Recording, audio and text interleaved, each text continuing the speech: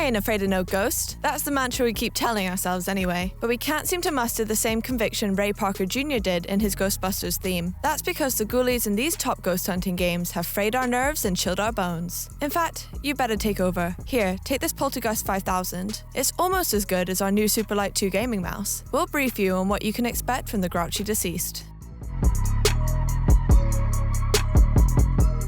First up is an authentic and officially produced Ghostbusters game, featuring the faces and voices of Murray, Aykroyd, Hudson, and Ramis. Not many licensed games from the noughties outlived the decade, but there's a reason this one was remastered in 2019. You play a rookie Ghostbuster, learning fast as you join the gang during Thanksgiving. A rise in paranormal activity has wrecked any plans for the holidays, and you'll spend the weekend ridding New York of the restless dead. It's tough to get tired of the crackle and colour of the proton beam you use to drain ghosts of their energy, before sucking them into your trap. In fact, this game's commitment to its source material makes it easy to forgive the long loading screens and occasional ancient cutscene. Uh-oh, I've got bogeys. Heads up, boys, wherever you are.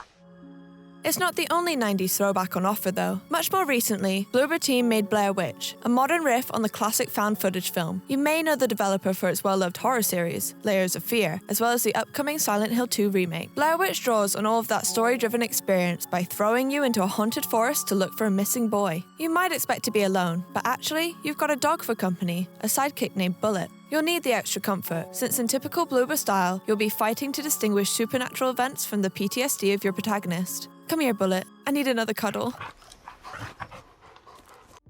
Would you feel safer ghost hunting with a German Shepherd or 3 friends? Phasmophobia answers that question by taking the genre into co-op. As in most multiplayer games, you've got the option of voice chat, but here, the dead are listening in. As you work to identify the entity you're hunting together, you sometimes need to ask the spirit for a sign. But beware, speak the name of a demon, and they might not take it well. The haunted houses and empty schools you venture into have a habit of changing, as do the poltergeists, so you're never quite sure what you're up against. In fact, your biggest challenge might just be keeping your voice steady. Oh my god, I can hear it. Hunt Showdown is a co-op too, but swaps out the spirit boxes and thermometers for axes and hand cannons. This is a squad-based stealth shooter about tracking down cursed monsters in the haunted Louisiana swamps. One of the most unnerving opponents is Scrapbeak, a former soldier transformed by trauma. This abomination wears a pointy death mask, a reflection of all he saw before his strange resurrection. Like all of Hunt's monsters, he's often just glimpsed in the dark, and the lack of clear information only makes things more terrifying. Though it has to be said, the biggest scares come from enemy players, who are more than willing to kill you for your trophies. Not all shooters have guns, as Ghostwire Tokyo proves. Here, you make hand gestures, casting magic spells that roughly fill the roles of shotguns and sniper rifles. These abilities are powered by a spirit in possession of your body. Doesn't sound great, but the same spirit is protecting you from the unnatural fog that wiped out everyone else in the Japanese capital. So maybe we shouldn't call the Exorcist just yet. Seeing Tokyo's famously packed Shibuya district emptied of life is a uniquely odd experience. That's in part because Japanese developer Tango Gameworks has recreated the area in uncanny detail. It's also embraced local folklore, filling its open world with creepy urban legends. Hoping you like the slit-mouthed woman in the huge pair of scissors, she'll be starring in your nightmares for months.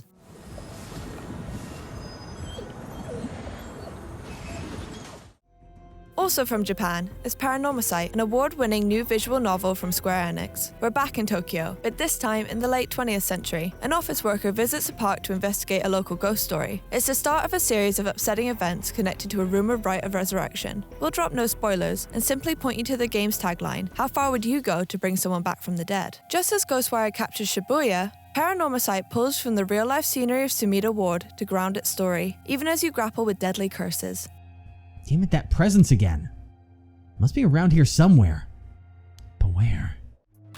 Time for another trip back in time, to the heyday of the FMV genre. At Dead of Night leans into the goofiness of the 90s, when live-action cinema often blended with gaming in experimental ways. You play a student stuck in a hotel with its proprietor, a maniac named Jimmy. Only by exhuming Jimmy's dark secrets can you learn how to defeat him, and only then can you save yourself and the other guests locked in their rooms. Using a ghost voice receiver, you commune with spirits, who can tell you about Jimmy's past, but you do so while dodging the murderer prowling the corridors. As developer Baggy Cat says, ghost hunting is harder when you're being chased by a psychopath. You know what? It's hard to argue.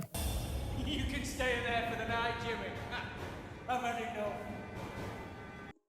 You might have already played a prop hunt mode or two, in Gary's mod or Fortnite. If not, then there's always a first time to disguise yourself as a piece of furniture. In Midnight Ghost Hunt, you possess inanimate lamps and statues to evade a bunch of well-armed ghost hunters, and when the clock strikes 12, you come out of hiding to strike back. Unless you're playing the hunters, that is, in which case, you try to detect ghosts early and smash them up with sledgehammers, or suck them up with your vacuum, of course. You can always rely on the classics.